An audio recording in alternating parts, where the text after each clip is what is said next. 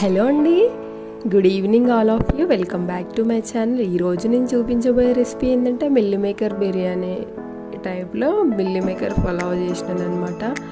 బిర్యానీ టేస్ట్కి ఏమాత్రం తీసుకోలేదు. మీరు కూడా ట్రై చేయండి మీ ఇంట్లో, చాలా చాలా టేస్టీగా వస్తుంది.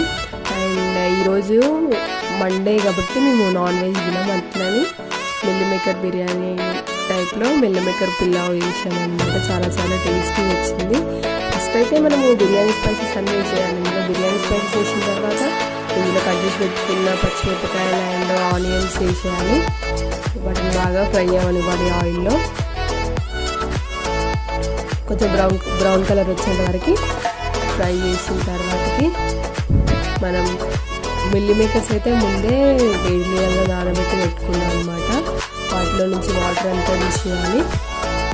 వాటర్ అంతా తీసేసిన తర్వాతకి ఆనియన్స్లో వేయాలన్నమాట. తర్వాతకి పసుపు, అల్లం వెల్లిగడ్డ రెండు వేయాలి. అల్లం వెల్లిగడ్డ పేస్ట్ ఫస్ట్ వేస్తే పచ్చివాసన అవుతుంది అండ్ టేస్ట్ కూడా బాగుంటుంది కాబట్టి ఫస్ట్ వేయాలి. నెక్స్ట్ వచ్చేసి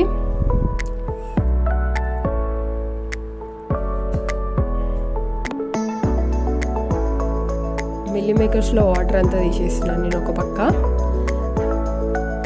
వాటిలో ఉన్న వాటర్ అంతా తీసేసిన తర్వాత మనము ఇందులో మిల్ మేకర్స్ని వేయాలన్నమాట కొన్ని కొన్నిగా.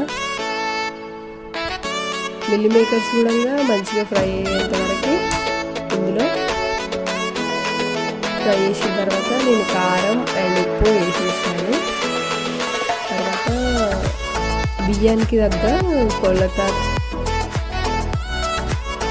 ప్రకారం వాటర్ అయితే వేసాను.